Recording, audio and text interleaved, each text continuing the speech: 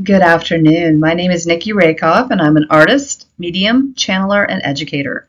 I reside in North Florida, where I come to you today from my home near historic St. Augustine. I work as a painter and adjunct professor of art at the University of North Florida in Jacksonville, and I'm thrilled to be participating in this exciting conference to share with you details of my spiritual practice, which in turn informs my art practice. I am grateful to be here.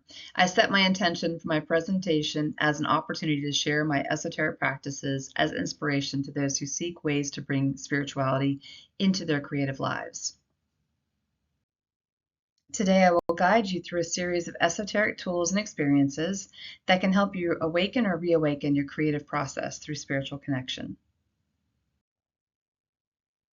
My earliest memories dealing with spirituality and creativity come from my early years as a sensitive and solitary child who found happiest moments playing in nature, exploring the woodlands in Virginia or on my grandparents' farm in Northern California. I heard, saw, and connected with spirits around me. I communicated with an unseen world that felt real, vivid, and safe, though I quickly learned not everyone shared or welcomed these experiences. This alternate world was comforting and magical to me, and I moved easily between the known physical world and this other sacred place, which existed as a simultaneous alternate universe layered within my world of sight, sound, and touch. Adults often dismiss my visions as make-believe, and I learned to keep them secret. But I found refuge in creativity, drawing, painting, and writing, where I could safely express these messages and impressions. I've come to understand that this ability to sense other realms and to connect with subtle energies is a gift that's available to all of us. These visions continue to fuel my creative practice, and I believe they can support yours too. As children, we're naturally open to the spiritual world, seeing fairies, ghosts, and other realms. Maybe you recall an uncanny experience that you later brushed aside. Or perhaps you felt a presence or a mysterious touch that defied explanation. These may be invitations from the spirit world, nudges to rekindle that sacred connection we often lose in adulthood. The first step in reigniting our creativity through spiritual practice is to acknowledge the desire to reconnect. Fear, doubt, and the demands of daily life can cloud this path. Fear is a mask we wear that hides our true soul, and we must not allow fear to cloud our desire to be a creative individual. When we move past fear, we begin to hear the quiet messages from our higher self, guidance that leads us towards truth and creativity. Today, I encourage you to embrace the mysterious, the magical, and the unexpected.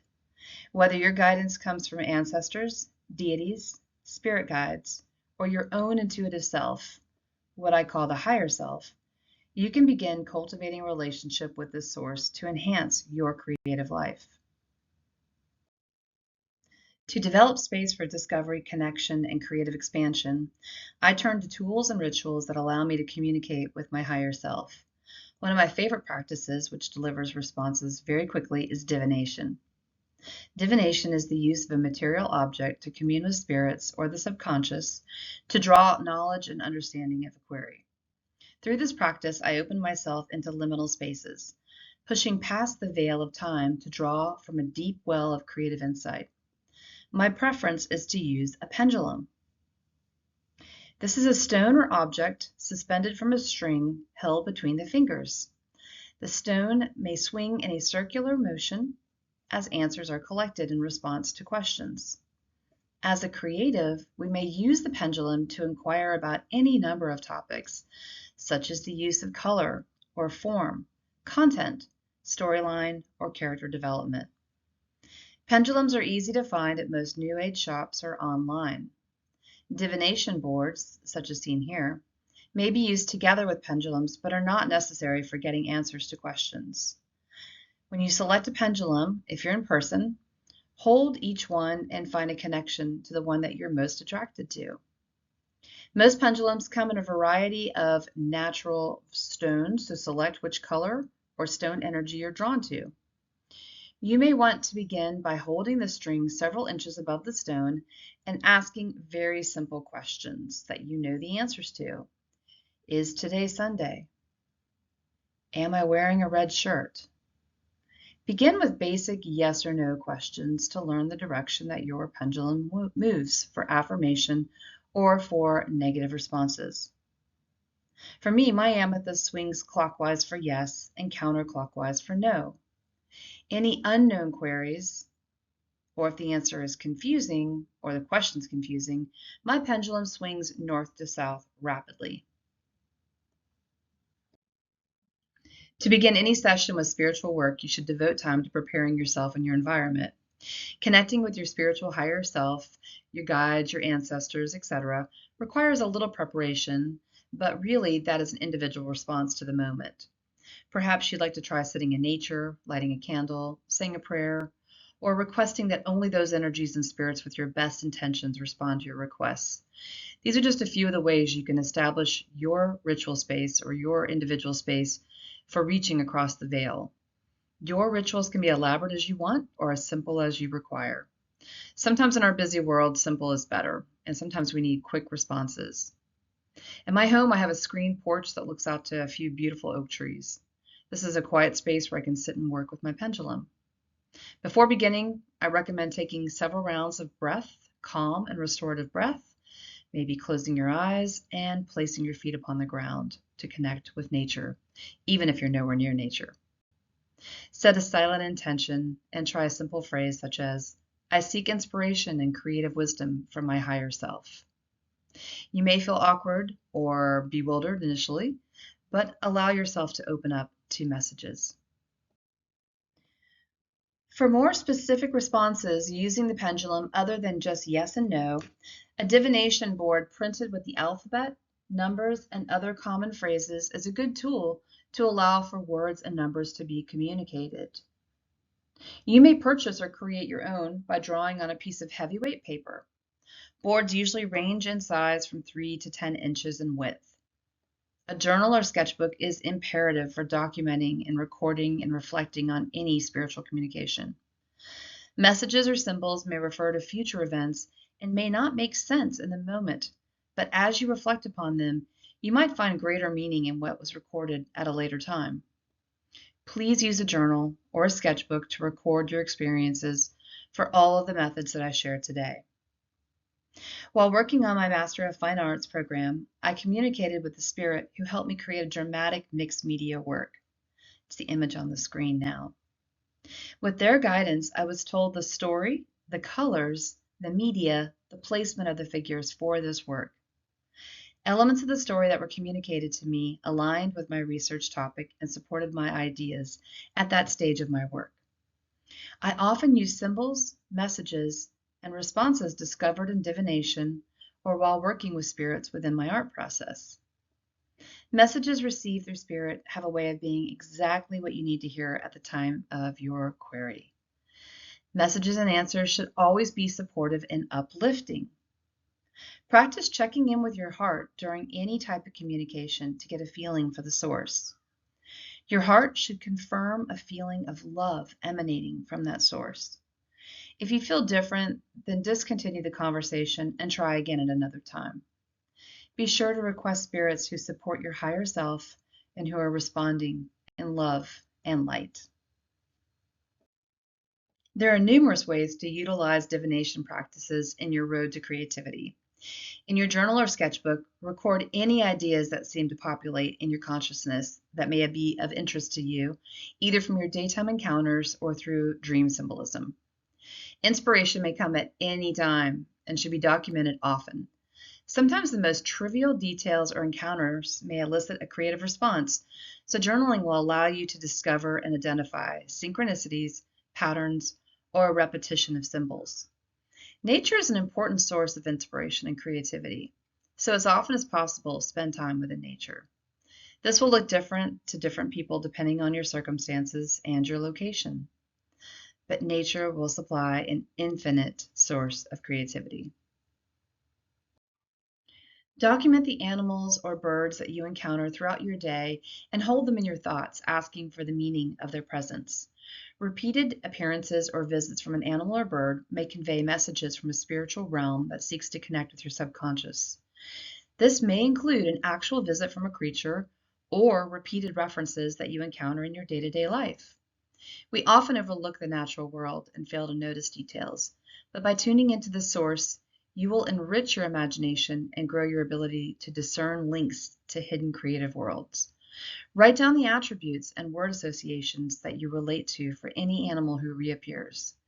Think about these associations and see if there are thoughts that come into your consciousness regarding a creative question or problem you've been trying to solve.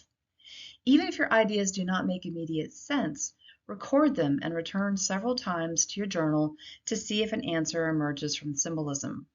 Almost always there's going to be an illumination that assists in your understanding and resolution to a creative need. Crows, hawks, and deer appear frequently in my life and convey different emotions and messages to me. Hawks were repeatedly visiting me at a time when I needed to look closely at my work, focus keenly on a task, and at a time when I was meant to develop a deeper connection to the spirit world for my creative process. Initially, I was not aware of the meaning of these visits, but I began to honor and document these daily appearances in my journal. Hawk's mythology references intuition and communication between the earth and spirit worlds, and I felt a sense of love and encouragement from these sightings. My encounters with hawks became so numerous that I knew there was an important message inherent in these repeated meetings. Driving home one day during this period, I heard a spirit voice exclaim, "Watch hawk!" And immediately a huge hawk swooped in front of my car, passing across my window and making eye contact as it buzzed past me. If I hadn't noticed the hawk before, he was basically yelling at me, "Look at me." Symbolism may be quiet and gentle, or it may come right up to you and demand your attention. Be aware of these moments and record these occurrences. When you spot a bird or animal repeatedly, take notice of them and research the mythology or meaning, or explore your own associations and emotional responses to the spirit. Consider how you feel when they make an appearance, what questions or needs you have at that time, and if you get any sense of resolution from their presence. It doesn't have to make sense to anyone but you. These messengers may serve to encourage your creative life through inspiration as a direct answer to a question or through symbolism to inspire new work.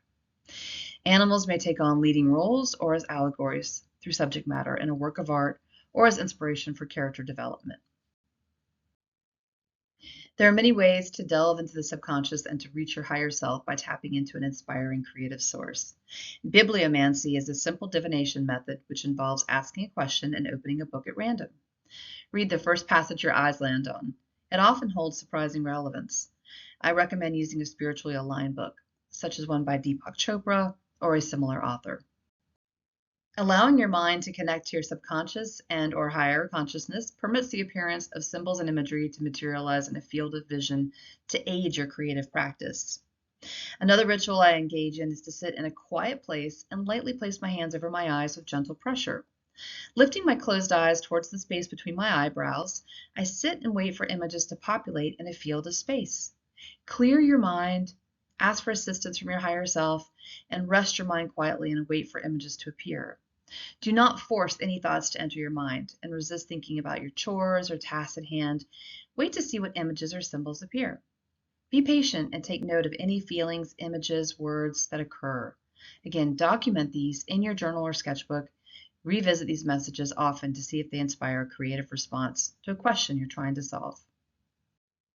Creativity is not separate from spirit, and it's an expression of it.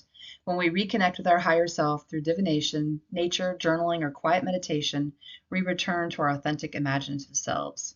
Use the tools that resonate within you. Document your insights, honor even the smallest synchronicities, and be open to messages that guide your creative path. The more you acknowledge and hold space for these occurrences, the more they will appear, offering insights that may be explored for your creative practice. The insight you will receive is accurate and authentic and comes through your heart, and this cannot be replicated by any artificial intelligence.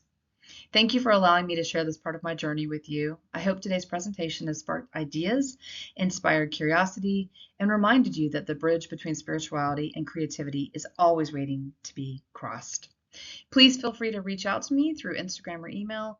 I'm available to answer any questions or to clarify any of these processes.